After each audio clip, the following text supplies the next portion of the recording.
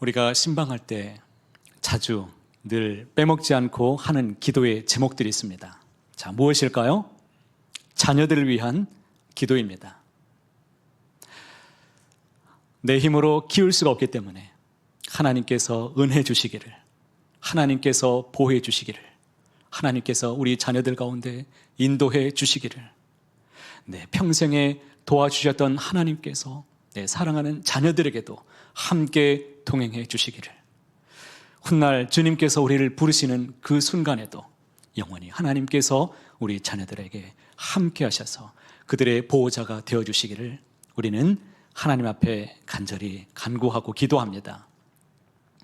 그만큼 우리의 자녀들은 너무너무 소중한 존재들입니다. 최근에 제가 가까운 우리 목회자들과 함께 이야기를 나누는 그런 시간들이 있었습니다. 목회자들과 함께 모여 있으면 자주 빼먹지 않고 나누는 이야기가 다음 세대에 대한 이야기를 나누게 됩니다. 그런데 어떤 교회는 이제 아이들이 없어서 부서에 문을 닫게 되었다라는 그런 교회가 심심치 않게 이제 이야기 중에 또 나오게 됩니다. 우리가 서울 서노회에 소속되어 있는데 이웃 옆에 있는 노회가 서울 서북노회가 있습니다. 서울 서북노회에서 최근에 교회 학교가 운영되지 않는 그런 곳이 몇 군데가 되는가 조사를 해보았더니 155개 교회에서 43%가 교회 학교가 없는 그런 교회였습니다. 10대와 20대 교회 출석률이 지금 계속 떨어지고 있잖아요. 그러면서 동시에 출석률도 많이 좀 떨어지고 있다. 작년에 우리 아이들, 청소년들 700명을 대상으로 해서 조사를 좀 해보았는데 나는 종교가 없다라고 대답했던 아이들이 72.4%가 되었습니다. 그런데 제가 갖는 관심이 무엇이냐면 한국 교회의 아이들 숫자가 줄었다라는 것, 이것보다도 더 심각한 문제가 있습니다. 그것이 무엇이냐면 우리가 신앙의 집안인데 신앙의 계대가 끊어지고 있다는 것, 이것이 더 심각한 큰 문제라는 것입니다. 그러니까 부모 세대는 신앙이 물려질 줄을 알고 있었는데 우리 자녀 세대들은 그 신앙을 물려받을 마음을 잃어가고 있다는 것입니다. 오늘 말씀에 보니까 사무엘이 태어났던 시대에 관한 이야기의 내용을 우리가 볼 수 있습니다. 사무엘이 살았던 그 당시에는 말씀이 희귀해서 이상이 흔히 보이지 않았던 그런 시대였다라고 말씀합니다. 한번 생각해 보시기 바랍니다.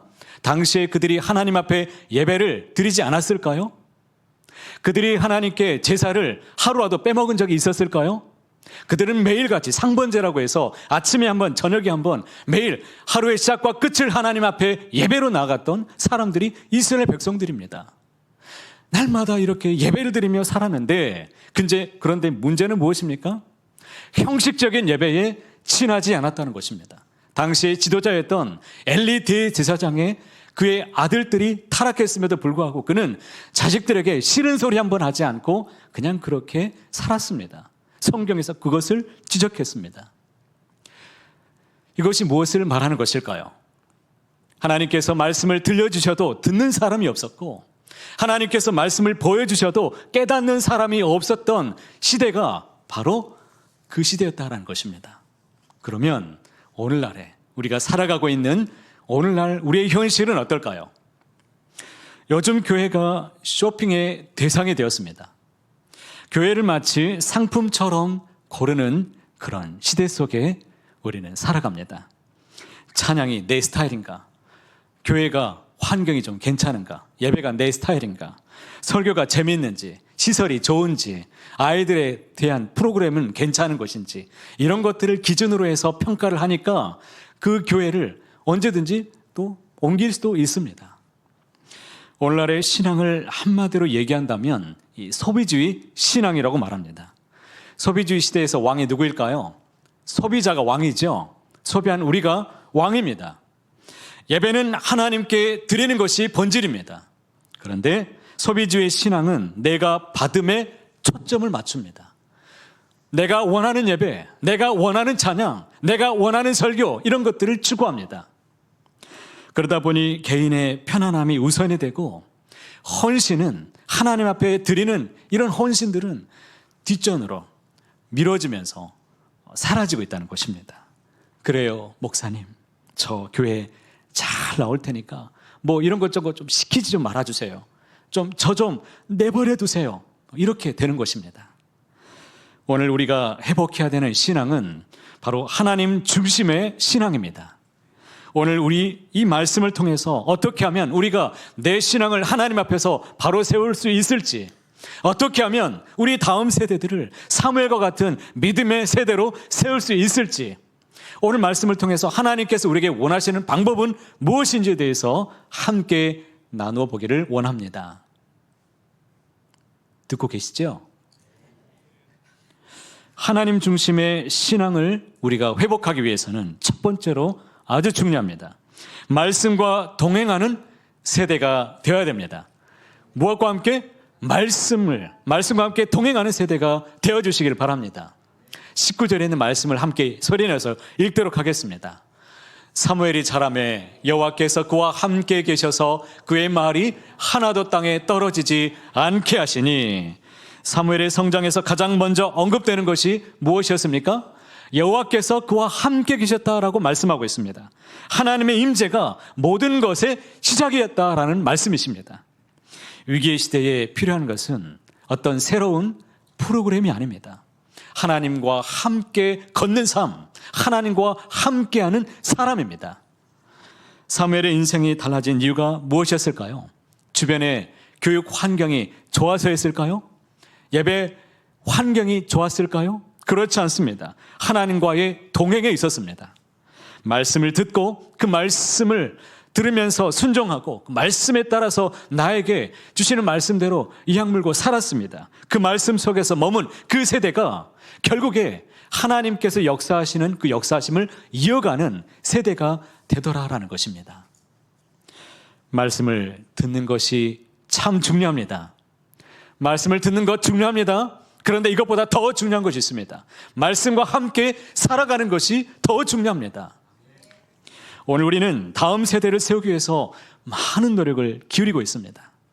좋은 교육 환경을 만들어주고 최고의 프로그램을 준비하고 좋은 선생님들을 붙여주고 이렇게 힘을 다해서 신경을 쓰고 있습니다. 좋은 일이지요. 이런 일들 중요합니다. 그런데 여기서 놓치지 말아야 될 것이 있습니다. 다음 세대에게 가장 필요한 것은 하나님의 임재를 경험하는 것입니다. 기술이나 어떤 성경적인 지식을 전달하는 것이 아니라 살아계신 하나님과의 만남이 결국에 그들의 인생을 바꾸어 주실 것을 믿습니다. 하나님께서 우리 자녀를 만나 주시기를, 하나님께서 그들을 만져주시기를, 그들의 인생 가운데 하나님께서 보호하심을 보여주시기를, 임재를 하나님께서 강력하게 체험할 수 있도록 하나님이 도와주시기를, 그와 같이 우리는 맡기며 믿음으로 구하며 살아갑니다. 한나가 사무엘을 키우면서 젖을 떼고 이제 실로에는 하나님의 성전에 찾아와서 그를 성전에 그가 약속한 대로, 서원한 대로 하나님 앞에 드렸습니다. 사무엘을 성전에 보냈죠. 자, 그녀가 의지했던 것이 무엇이었을까요? 성전에 있는 교육 시스템이었을까요? 아닙니다. 그가 정말 의지했던 것은 그곳에 계시는 하나님을 향한 믿음이었습니다. 하나님이 사무엘을 지켜주시기를, 사무엘을 하나님이 보호해 주시기를, 하나님께서 앞서가 주셔서 그의 보호자가 되어주시기를, 하나님이 키워주시기를 간절한 마음으로 하나님 앞에 의탁하며 그를 하나님 두 손에 맡겨드렸습니다. 우리가 자녀들에게 물려줄 수 있는 가장 큰 유산이 있다면 그것이 무엇일까요? 무엇을 물려주면 잘 살아갈 수 있을까요? 한번 솔직해져 봅시다. 자, 무엇이 가장 중요할까요? 자, 무엇이 필요할까요? 자녀들이 살아가는 데 있어서. 뭐예요? 돈 필요하잖아요. 돈 안 필요합니까? 우리 자녀들에게 그래, 돈 없이 세상 어떻게 사냐? 돈도 많이 벌어서 돈도 물려주고, 또 공부도 열심히 해서 요즘에 학력이 떨어지면 어디 나가서 살 수 있습니까? 부지런히 가르쳐서 좋은 대학에 보내려고 우리 부모님들이 힘을 쓰고 지금 살아갑니다. 이번에 대학 수학 능력 시험을 봤는데 이번에 시험이 좀 어려웠나 봅니다. 많은 우리 자녀들이 또 엄마들이 부모들이 멘붕이 온 이 부모들이 지금 많다고 그래요. 지금 너무 충격을 이번에 좀 많이 받았다는 겁니다. 이런 것 중요하죠. 세상에 살아가는 데 있어서 너희들이 힘을 다해서 살아갈 수 있도록 뒷바라지 해주는 것 참 부모로서 아주 중요합니다. 그런데 더 중요한 것이 있습니다. 무엇입니까? 우리 하나님과 동행하는 삶, 하나님의 임재를 날마다 경험하는 우리 아이들이 될 때 하나님께서 책임져 주신다는 것을 날마다 믿으며 살아가는 그 자녀들에게 인생의 앞날이 어떻게 그 누군가와 비교가 될 수 있겠습니까? 하나님이 도와주시고 하나님이 힘을 주시는 그 아름다운 사무엘과 같은 세대가 다 될 수 있기를 간절히 소망합니다. 이것이 바로 우리의 신앙의 핵심입니다. 이것이 우리의 신앙의 핵심 중에 핵심이라는 것입니다. 그런데 우리 자녀들이 하나님의 임재를 언제 경험하는 줄 아십니까? 부모인 우리가 하나님과 함께 걷는 모습을 보여줄 때입니다. 여호와께서 사무엘과 함께 계셨다. 이 말은 추상적인 개념이 아닙니다. 실제로 사무엘은 하나님과 늘 함께 걸으며 살았던 사람이었습니다. 성전에서 촛대를 옮겨 놓을 때, 하나님 앞에 제사를 드리기 위해서 준비하는 그 동안에도, 잠을 청하기 위해서 침상에 누우는 그 순간에도 하나님은 그와 함께 계셨습니다. 한나 그 어머니의 간절한 기도를 하나님이 들으시고 하나님은 그의 삶의 모든 순간에 개입해 주셨고 그의 보호자가 되셨고 그를 세워주셨고 지켜주셨던 하나님이셨습니다. 사무엘은 느꼈을 것입니다. 아, 하나님이 나의 진정한 보호자시구나. 하나님이 나를 지금 지켜주고 계시는구나. 어린 사무엘은 어린 시절부터 그것을 느끼며 살았을 것입니다. 하나님이 나를 지켜주시는구나. 오늘 우리 자녀들에게도 이러한 경험이 필요합니다. 교회에서만이 아니라 집에서도 느낄 수 있어야 됩니다. 학교에서도 친구들을 만나는 그 순간에도 하나님이 내 삶 속에 개입하셔서 지금 하나님이 함께 계시는구나. 이것을 우리 자녀들이 느낄 수 있어야 됩니다. 그러려면 엄마와 아빠가 먼저 일상 속에서 하나님 중심의 삶을 먼저 살아야 되고 하나님의 임재 안에서 충만한 삶이 되어 있어야 될 것입니다. 무슨 거창한 소리를 제가 얘기하는 게 아닙니다. 임재라고 해서 뭐 어떤 다른 충만한 것이 아닙니다. 일상 속에서 주님과 함께 살아가는 것입니다. 교회에서는 거룩한데 집에 가서는 내 뜻대로 안 된다고, 내 말을 안 듣는다고 막 소리 지르고 밥상을 막 엎어버리고 이런 사람은 없겠지만 이런 역사가 있으면 참 곤란합니다. 어려운 일이 생겼을 때 너 때문이야 라고 말하면서 싸우기보다는 대화로 함께하면 이런 모습들, 기도하면서 무릎을 꿇는 이 엄마와 아빠의 모습을 보면서 자라나는 아이들은 자연스럽게 하나님의 임재를 그 가정에서 보게 되는 것입니다. 하나님이 우리 집에 계시는구나. 하나님이 우리 부모님 안에 계시는구나. 나도 그 하나님과 함께하고 싶다. 이런 마음이 있을 줄 믿습니다. 이것은 단순히 부모님들만의 과제가 아닙니다. 교회 공동체 전체가 함께 짊어져야 될 우리의 공동의 사명입니다. 자, 제가 말씀 한 구절 읽어볼 텐데요. 신명기 31장 13절입니다. 자, 앞으로도 뒤로도 거꾸로 가도 말씀은 31장 13절. 딱 보기 딱 좋죠. 표준 세번역에 이런 말씀이 있습니다. 너희가 요단강을 건너가서 차지하는 땅에 살게 될 때에 이 율법을 알지 못하는 너희의 자손도 듣고 배워서 주 너희의 하나님을 경외하게 하여라. 이스라엘 자손들 가운데도 부모님이 신앙의 계대가 끊어져 있는 그런 세대들이 있었습니다. 이 율법을 알지 못하는 너희의 자손들도 듣고 배울 수 있도록 너희가 만들라는 것입니다. 공동의 책임을 하나님께서 부여해 주셨습니다. 교회에 나오는 아이들 중에는 부모님이 신앙 안에서 살지 못하는 부모님들도 많이 있습니다. 그럴 때는 교회가 그들의 부모가 되어 주어야 됩니다. 제가 신학생 때 교육 전도사로 나가기 전에 제가 고등부 1학년 아이들 반을 맡았습니다. 아이들 6명을 맡겨줬습니다. 그런데 보니까 5명은 부모님이 교회를 다니지 않는 분이고 다니지 않는 아이들이었고 1명만 교회를 다니는데 이 아이는 아버지가 담임 목사님이었습니다. 놀라지 않은데요. 담임 목사님의 아들과 교회를 다니지 않는 이 부모님들이 있는 이 자녀들, 이 5명을 제가 이제 양육해야 되는데 이런 기도가 되었습니다. 하나님, 제가 이들에게는 영적인 부모가 되기를 원합니다. 이런 기도가 됐습니다.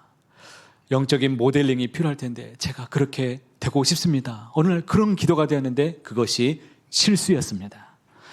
부모의 영이 임하니까 이게 감정이 개입됩니다. 부모의 영이 임하니까 이 내 새끼들이라고 생각되니까는 내 뜻대로 안 되면 화가 나고 내 말을 들어야 되고, 우리 같은 어떤 부서에서도 우리 부서가 우리 아이들이 우승해야 되고 뭐든지 더 잘해야 되고 못하면 막 기분이 상하고요. 그러면서 좀 패단 중에 하나가 무엇이냐면 이 내 새끼라고 생각하니까는 이 돈이 자꾸 나갑니다. 돈을 많이 쓰게 되더라고요. 그런데 내 새끼니까 아깝지가 않습니다. 무슨 신학생이 돈이 어디 있습니까? 이 아이들에게 뭔가 더 먹이고 싶어서 다른 반이 뭐 초콜릿 먹겠다고 그러면 우리 반은 어떻게 됩니까? 아이스크림을 내가 이번엔 사줘야겠다. 막 이런 마음이 생기잖아요. 그러니까는 어쩔 때는 식권을 아껴가지고 금식해서 모아가지고 아이들 내가 이번에 피자 한 판을 내가 사주리라 하고 내가 그렇게 해서 주일만 만나지 않고 내 새끼들이니까 자주 만나야겠다. 토요일 날에도 우리는 만나자. 토요일 날에도 아이들 불러가지고 모여서 성경도 가르쳐주고 함께 그냥 놀았습니다. 함께 있었습니다. 그랬더니 연말쯤 되니까 아이들을 데리고 오는데 몇 명이 된 줄 아십니까? 정확하게 4배로 성장했습니다. 아이들이 24명이 돼서 저희 반은 이 찬양대석에서 모여서 이렇게 모였는데 이 찬양대석이 꽉 차버린 겁니다. 24명. 이해가 되시죠? 그런데 이 아이들을 나중에는 내 새끼들인데 4개 반으로 쪼개겠다고, 그러니까 또 속상했지만 그래도 하나님의 일이니까 그랬던 기억이 났습니다. 그때 무슨 프로그램으로 운영한 것이 아니었습니다. 그냥 아이들이 너무 좋았고 함께 있을 뿐입니다.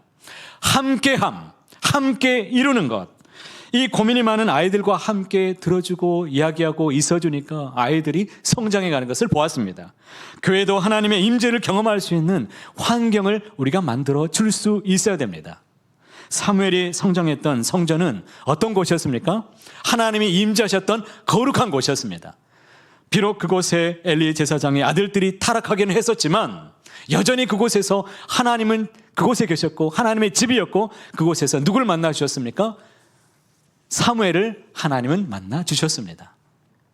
우리 교회도 모든 세대가 하나님을 경험할 수 있는 거룩한 곳이 될 수 있어야 될 줄 믿습니다. 만나면 예수님의 이야기로 가득한 교회가 되기를 바랍니다. 무슨 세상 돌아가는 이야기, 무슨 정치 이야기, 세상 이야기 이런 거 가지고 이야기하지 말고 예수님께서 우리 삶 속에 내가 어떻게 살았는지, 하나님이 나에게 어떻게 도와주셨는지를 더 많이 예수님의 이야기가 가득한 교회가 되기를 원합니다. 친하다고 말도 함부로 해서는 안 됩니다. 야자타임 하는 그런 사람들도 있어요. 언니 오빠라고 막 부르면서, 아니 가족관계가 어떻게 되는지 제가 이 족보가 좀 궁금해요. 아니 어떻게 저기는 오빠가 되고 여기는 언니가 되는가. 교회 안에서 나이가 좀 어릴지라도 직분이 일할 수 있도록 여러분이 도와주시기 바랍니다. 나이가 좀 어린 장로님, 나이가 어린 권사님이라 할지라도 여러분이 그 직분에 맞게 순종하고 존중해주며 믿음으로 함께하는 공동체가 되기를 원합니다. 여러분의 삶의 예배가 살아있기를 바랍니다. 예배 시간에 하나님의 임재로 충만하고 말씀이 살아있고 말씀이 역사하고 기도로 역사가 일어나는 이런 놀라운 신비의 역사가 날마다 이루어지기를 주님의 이름으로 축복합니다. 두 번째로 중요한 것은 말과 삶이 일치하는 본이 되는 세대가 되어야 된다는 것입니다. 제가 좀 이따 물어볼 겁니다. 첫 번째 제가 강조했던 게 무엇이었습니까? 말씀과 동행하는 세대. 두 번째는요, 말과 삶이 일치되는 본이 되는 세대가 되어야 된다는 것입니다. 19절에는 말씀을 다시 함께 읽어보겠습니다. 사무엘이 자라매 여호와께서 그와 함께 계셔서 그의 말이 하나도 땅에 떨어지지 않게 하시니. 사무엘에 대해서 두 번째 특징이 무엇입니까? 그의 말이 하나도 땅에 떨어지지 않았다는 것입니다. 이것은 사무엘이 하는 말이 어떤 말이든지 그것을 하나님이 이루어 주셨다는 것입니다. 그의 말에는 권위가 있었습니다. 그의 말에는 신뢰성이 있었습니다. 그래서 사람들은 사무엘의 말을 들으면 이 말이 그대로 이루어질 것을 사람들이 확신했습니다. 왜 사무엘의 말에 이런 권세가 있었을까요? 어떻게 이런 권위가 있었을까요? 그가 하나님의 말씀대로 살았기 때문이죠. 그가 하나님의 말씀에 기초해서 항상 살았기 때문에 그의 말이라고 하면 하나님의 말씀처럼 사람들이 믿었다는 것입니다. 요즘에 우리 교우들과 함께 이야기를 나누다 보면 재미있는 일들이 참 많이 있습니다. 세상 돌아가는 이야기 보면 얼마나 험난한 일들이 많이 있습니까? 그런 일들을 이야기하다 보면 목사님 뭐가 그래요? 진짜 그래요? 아니 목사님 목사 말도 안 믿습니다. 아니 웃으라고 한 얘기인데 너무 심각하게 들으시네요. 오늘 다음 세대와 온 세대가 믿음 안에서 세워지도록 하기 위해서는 이런 사람들이 필요합니다. 말과 행동이 일치하는 사람, 적어도 자신이 말했던 그 말은 책임을 지려고 노력하는 사람, 거짓말하지 않는 사람, 약속을 반드시 지키는 사람, 이런 사람들이 우리 안에 많이 있기를 바랍니다. 한 심리학자가 이런 말을 했습니다. 아이를 바꾸고 싶다면 먼저 그 아이들이 보는 거울을 바꿔야 된다라고 말합니다. 그러면 아이들이 보는 거울이 무엇일까요? 부모님입니다. 먼저는 부모가 되겠고 그 거울은 교회는 어른들입니다. 아이들은 무엇을 보고서 배우죠? 무언가 거울이 필요합니다. 교회는 어른들이 필요합니다. 아이들한테 인사 안 한다고 막 뭐라고 하지 마시길 바랍니다. 우리 아이들이 용기 내어서 그래 교회 나가보자고 왔는데 인사를 안 한다고 어느 집사님의 누구 자식이라고 가서 누구 집사님한테 일러 바치면 그 집에서 어떤 일이 일어나겠습니까? 아이들이 교회에 나오고 싶은 마음이 생기겠습니까? 우리 자녀가 지금 어떤 아이는 결혼 정년기인데 아직도 결혼을 못하고 있다고 만날 때마다 너 이런 얘기 해보세요. 아이들이 어떻게 했습니까? 너 취직은 했느냐? 너 언제 시집 갈래? 너 지금 어느 대학 가니? 이런 이야기들을 그냥 아이들을 그걸로 바꿀 수가 없습니다. 먼저 인사해 보시길 바랍니다. 아이들을 만나면 인사 안 한다고 막 뭐라고 하지 말고 먼저 인사를 해보시길 바랍니다. 우리가 하나님의 사랑하는 모습을 먼저 보여줄 때에 우리 아이들이 자연스럽게 변화되게 될 줄로 믿습니다. 자연스럽게 짜짜로니가 될 수가 있다는 것입니다. 사무엘의 말이 땅에 떨어지지 않았다는 것은 이 단순히 예언의 능력 때문이 아니었습니다. 그의 삶의 자체가 신뢰할 만했기 때문이죠. 그는 어린 시절부터 성실하게 살았습니다. 하나님의 말씀에 순복하면서 충실하게 맡겨진 일에 최선을 다해서 살았습니다. 그래서 사람들이 그의 말을 믿었습니다. 우리가 자녀들에게 하는 말들이 혹시 땅에 떨어지지 않고 있는지를 돌아보시길 바랍니다. 다음에 사줄게 해놓고서는 잊어버린 것은 없는지, 약속한다고 해놓고서는 지키지 않는 것이 있는지, 그러면 안 된다고 말하면서 자기는 해놓고서 합리화시키고 있는 것은 없는지, 그런 것을 뭐라고 말합니까? 내자로 내로남불이라고 그러죠. 사람들이 우리를 신뢰하려면 먼저는 우리 말과 삶이 같아야 됩니다. 우리가 교회에서 하는 말과 집에서 하는 행동이 같아야 됩니다. 자녀들에게 요구하는 것을 우리가 먼저 실천할 수 있어야 됩니다. 신행일치의 삶이 다 되시길 바랍니다. 그렇지 않으면 우리 아이들이 사춘기도 아주 격하게 겪습니다. 나중에 커서도 영적인 사춘기가 나중에 찾아오기도 합니다. 잠언 22장 6절 말씀 함께 읽어보겠습니다. 마땅히 행할 길을 아이에게 가르치라. 그리하면 늙어도 그것을 떠나지 아니하리라. 마땅히 행할 길은 말씀대로 사는 법을 아이에게 보여주라는 것입니다. 그리하면 그 말씀이 하나도 땅에 떨어지지 않을 것이라고 말씀하셨습니다. 말씀대로 사는 삶을 보여주면 말씀이 땅에 떨어지지 않는 것입니다. 특별 새벽 기도 때에 제가 이런 말씀을 드렸습니다.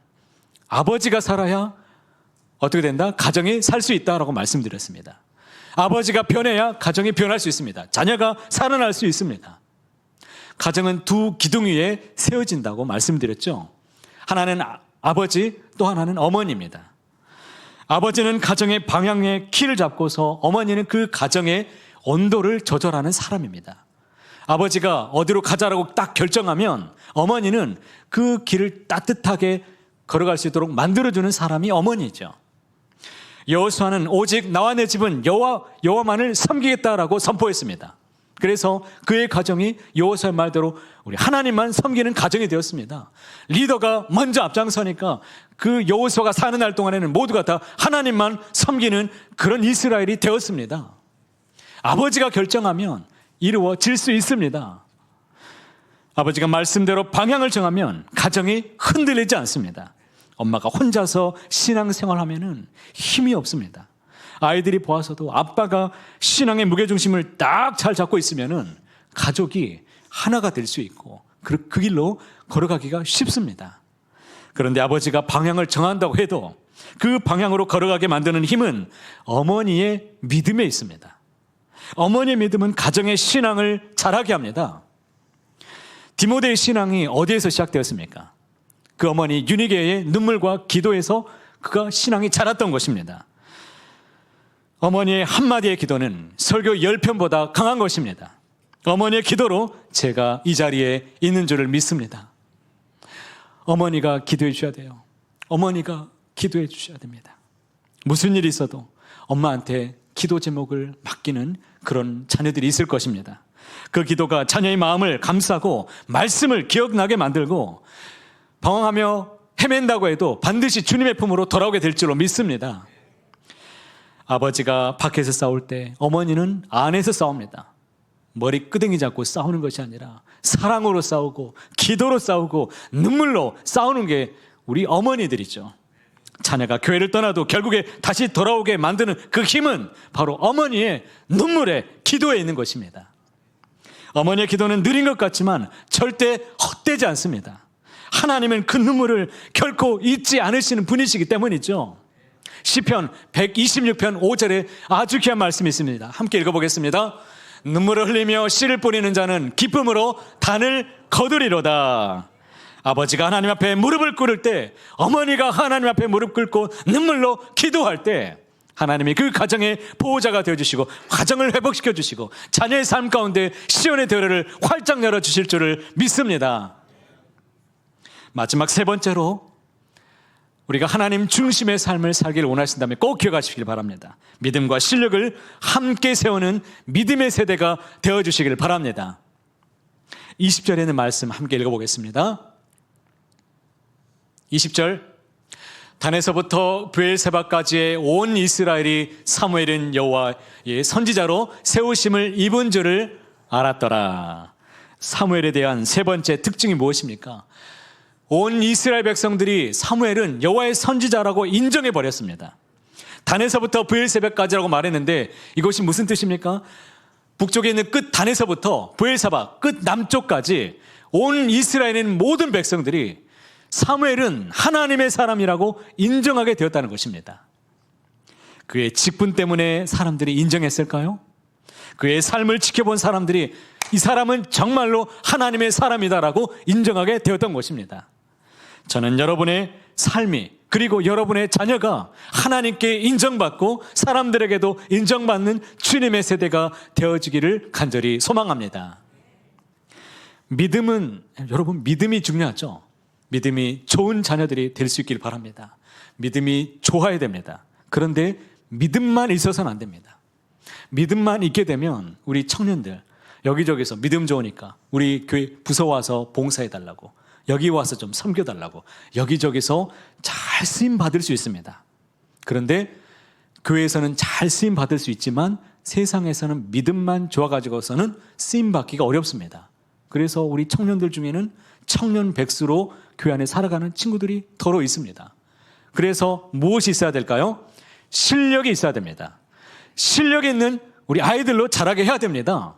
그런데 실력만의 사람이 되어서는 안 됩니다. 실력만 가지고서는 하나님은 그 사람을 쓰실 수가 없습니다. 믿음과 실력이 함께 갖춰지는 그런 아이들로 자라나게 되기를 축복합니다. 하나님은 회막에 있는 성전 기구를 만들 때 어떤 사람을 쓰셨는지 정확하게 우리에게 말씀해 주셨습니다. 이 말씀 보면 알 수 있습니다. 출애굽기 31장에 있는 3절과 4절 말씀인데 함께 읽어보겠습니다. 하나님의 영을 그에게 충만하게 하여 지혜와 청명과 지식과 여러 가지 재주로 정교한 일을 연구하여 여러 가지 기술로 나무를 새겨 만들게 하리라 라고 말씀하셨습니다. 하나님이 어떤 사람을 쓰시는지를 잘 보시기 바랍니다. 하나님의 영이 충만한 사람, 그러니까 믿음을 겸비한 사람, 여러 가지 재주를 가지고서 여러 가지 기술로 정교한 일을 할 수 있는 사람, 그러니까 실력을 갖춘 사람, 이런 사람들이 하나님께도 귀하게 쓰임받고 세상에서도 존경받는 사람이 되더라라는 것입니다. 이런 믿음의 세대가 되기를 간절히 축복합니다. 사무엘은 하나님께로부터 받은 은혜가 참 많았습니다. 그는 일찍 부모가 한나가 성전에 자기를 맡겼지만 하나님이 친히 보호자가 되어주셔서 그의 삶을 날마다 이끌어 주심을 그는 충만하게 느끼며 살았던 사람이었습니다. 자기만을 그러나 위해서 살지 않고 이것을 하나님을 위해서, 세상을 위해서, 하나님의 나라를 위해서, 이 민족을 위해서 그는 힘을 다해서 헌신하며 살았습니다. 우리가 키우는 다음 세대들도 이러한 비전을 갖게 되기를 바랍니다. 자신만의 성공이나 행복이 아니라 하나님 나라의 진정한 가치를 알고서 우리 교회의 담을 넘어서 지역사회를 섬기고 이웃을 섬길 수 있는, 나라를 섬길 수 있는 이런 아이들이 많이 배출되기를 축복합니다. 더 나아가서 세계를 품을 수 있는 이런 영적인 리더십을 가지고 있는 우리 아이들이 많이 배출되기를 축복합니다. 우리 교회가 하나님께서 키우는 사람, 이 시대를 변화시킬 수 있는 이런 귀한 사람으로 키워내기를 원합니다. 저는 매일 기도합니다. 우리 교회에 자라나는 우리 아이들이 이 나라를 살릴 수 있는 그런 꿈나무들이 많이 배출될 수 있도록 방송과 예술계, 그리고 과학과 의료계, 교육과 법조계, IT, 경영, 정치, 경제, 사회 모든 분야에, 각 분야에서 믿음으로 또 실력으로 특출나게 하나님 앞에 겸비된 사람들이 이곳에서 많이 길러져서 곳곳에서 하나님의 영광을 나타내는 일에 쓰임받게 되기를 주님의 이름으로 축복합니다. 빛과 소금으로 세상을 변화시키는 믿음과 실력을 겸비한 이런 자녀 세대로 키워내기를 원합니다. 사랑하는 성도 여러분, 그러기 위해서는 꼭 기억하시기 바랍니다. 제가 3가지를 강조했습니다.